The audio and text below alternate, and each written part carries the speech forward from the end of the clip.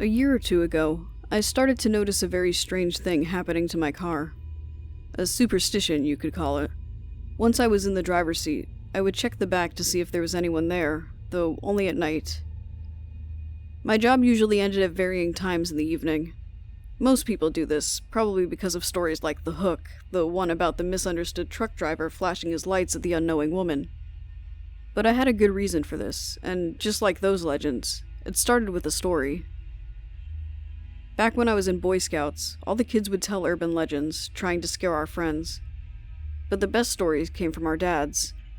Maybe it was because we listened to them closer, or that they've been alive long enough to know how to captivate an audience, and if we started learning in our 40s, it would be too late. Or it may have been that if there was any truth, even a hint of truth, it would sound real to us kids. I remember one time we were camping pretty late into the season. My troop was getting ready for a winter relay race. It was after they told us to go to sleep.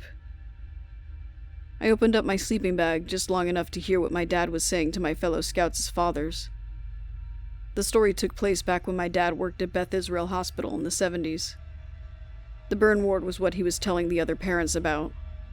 My dad remembers seeing some celebrities there, famous even outside of the Boston area. He described that when your skin burns in a fire, it doesn't act like skin anymore. It looks and feels more like a wax substance. The scariest part was looking at the profiles of the victims from before their burns and how they were after. It was especially frightening to look at the celebrities, when you already knew what they were supposed to look like. My father would only talk about the burn ward with the other parents. I never dared ask him because of maybe getting a smack on the head for staying up too late. We all stayed up late anyway to hear the scariest stories of them all. There are 3 attributes from those stories that I can remember. First, he'd only tell the burn ward stories when it was cold out. Dry New England cold, where you can smell the snow coming. Frosty enough to see our breath, but not to cancel camping trips. Second were the patient's eyeballs. What most people don't think of when they think of being burned alive is the skin around their eyes. For most people, their eyes are basically glued shut. The skin membranes ooze out and reform at the base of the eyelids. Sometimes the doctors try to pry the eyelids open, but most of the times your eyes literally pop. And the third thing my father could remember most was not the hair or the eyeballs, but the nails. Their hands were the only thing he had to touch when distributing medication. The thing about the cells that form the fingernails is they never really reformed correctly after being in heat enough to give third-degree burns all over the body, even after they heal. The integrity of the nails stay weak and frail years and years after the rest of the victim's body recovered. My dad said that when he cleaned the ward, he found dozens upon hundreds of brittle fingernails making up the waste on the floor.